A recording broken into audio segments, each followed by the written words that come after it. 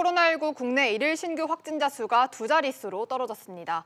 하지만 수도권 곳곳에서 소규모 집단 감염 우려가 여전하고 해외 상황은 갈수록 심각해지고 있어서 안심할 수 없는 상황입니다. 정부는 학생들의 개학을 추가로 연기하고 해외 입국자들의 입국 절차를 더욱 까다롭게 하기로 했습니다. 자세한 내용 김성훈 기자와 알아보겠습니다. 자, 김 기자. 예. 먼저 국내 신규 확진자 수가 두 자릿수로 떨어진 게 얼마 만의 일인가요? 네, 신규 확진자가 두 자릿수 아래를 나타낸 건 지난달 21일 이후 23일 만입니다. 중앙방역대책본부는 어제 0시 기준으로 누적 확진자가 8,162명이라고 밝혔습니다. 하루 사이 76명 늘었는데요. 예. 완치 판정을 받고 격리 해제된 환자 수는 120명 늘어 834명으로 집계됐습니다. 사흘째 격리 해제 환자 수가 확진자 수를 앞섰습니다.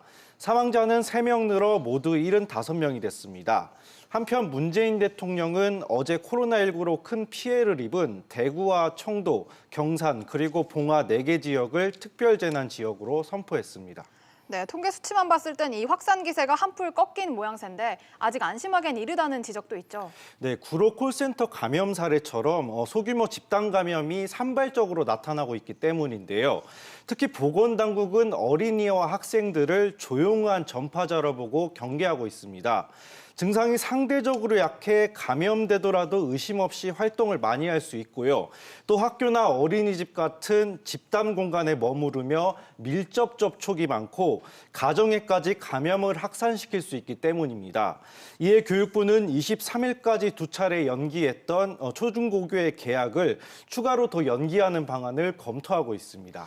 네, 이번에는 해외 쪽으로 시선을 더 돌려보겠습니다. 지금 해외 상황이 사실 국내보다 훨씬 심각한데 유럽에서 각종 대책들이 나오고 있더라고요. 이 내용도 좀 전해주시죠. 네, 특히 스페인의 상황이 심상치 않은데요. 스페인은 일주일도 안 돼서 확진자가 10배 넘게 늘면서 국가 비상사태를 선포했습니다.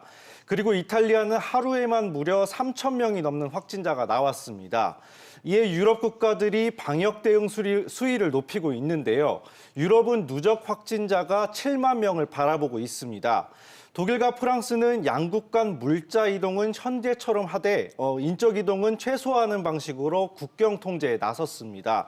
여기에 프랑스는 학교의 무기한 휴교령과 음식점 등 다중이용시설의 영업금지령에 이어 항공과 열차 등 교통편을 대폭 줄였습니다.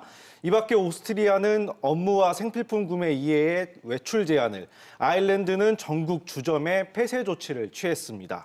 네, 이 코로나19 해외 유입을 막기 위해 우리 정부도 추가 대책 마련에 나섰다고요? 네, 정부는 특별 입국 절차를 전 세계 모든 국가로 확대하는 방안을 검토하고 있습니다. 현재는 중국과 이탈리아, 이란 등 코로나19 확진자가 많이 나온 국가들을 대상으로 이뤄지고 있는데 이를 전면 확대한다는 겁니다. 특별 입국 절차가 확대 시행되면 해외에서 들어오는 사람은 모두 발열 검사를 받아야 하고요. 또 국내 체류지 주소와 수신 가능한 전화번호를 알리고 모바일 자가진단 앱을 설치해 건강 상태를 보고해야 합니다. 네, 김 기자 잘 들었습니다.